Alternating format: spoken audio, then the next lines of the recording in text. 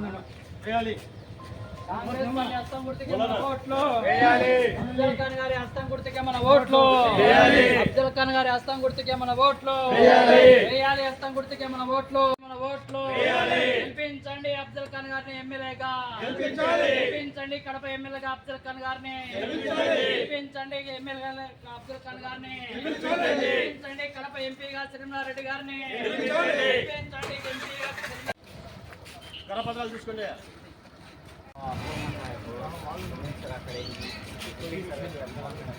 Secular party और Congress party को जरूरी डालना एमपी के एमएलए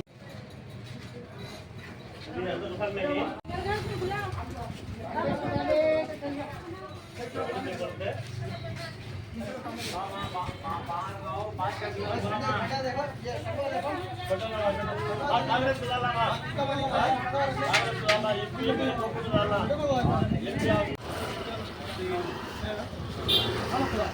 ये को जो भी वोटा आपको हाथ को डालना कांग्रेस पार्टी को डालना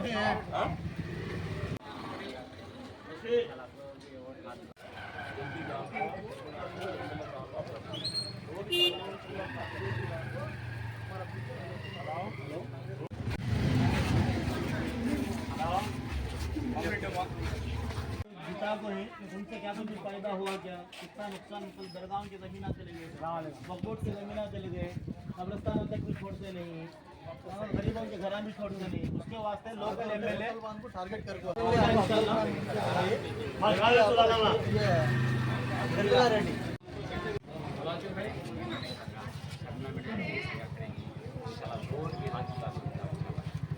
क्या करना है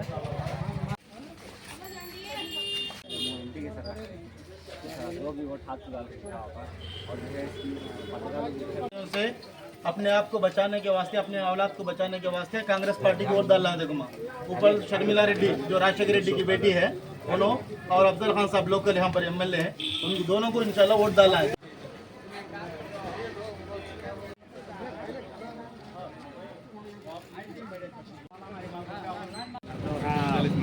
क्या बेटे बड़े छोटे बड़े ये बार काम करना होगा खास करके काम करना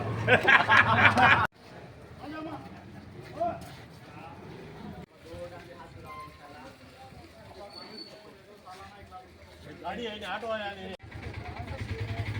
अरे तोंदरगा రండి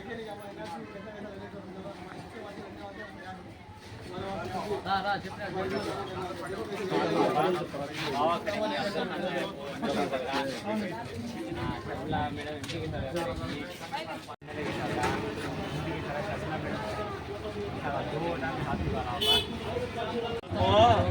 एक गरीब औरत को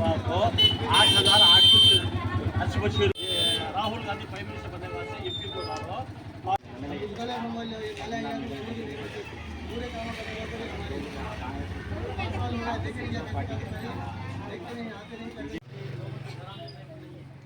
और इसके अलावा वो भी चीज़ सेफ नहीं है यहाँ पर वो तमाम चीज़ों को रखने के लिए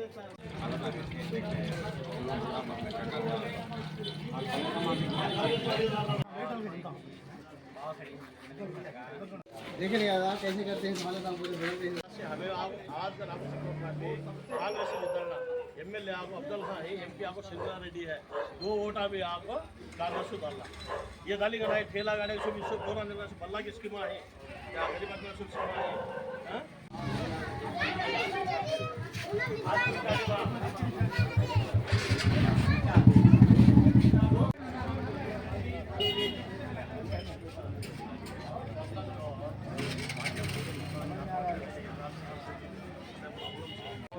हाथ में डालो कांग्रेस में डालो कांग्रेस सब मैं कर लेता हूँ सब ठीक है खा लो एकदम बीजेपी एक्शन तो बहुत बढ़ गई बैठो इंशाल्लाह दो से हाथ अच्छा मालूम लगा भी नहीं क्या तो कांग्रेस को है हाथ की निशानी वो भी हाथ एमएलए आगा और अब्दुल खान कांग्रेस को चुनाव बदला है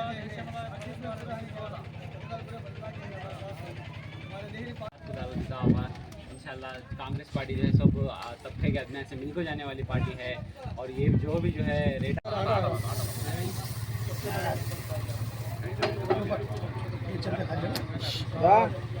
खाली मुंह से बोलना, हाथां देने एक्शन। राउंड चला रहा है, ये बड़ा राउंड और एक राउंड और आएगा, एक राउंड और आएगा। हां बस लो चला नहीं सलाउद्दीन का चला हाथा पकड़ो तुम्हें सभी।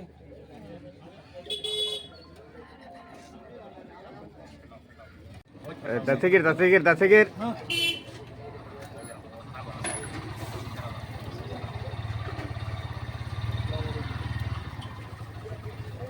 जय अफजल खान, जय अफजल खान, जय रशीद खान, जय कांग्रेस, जय शर्मिला।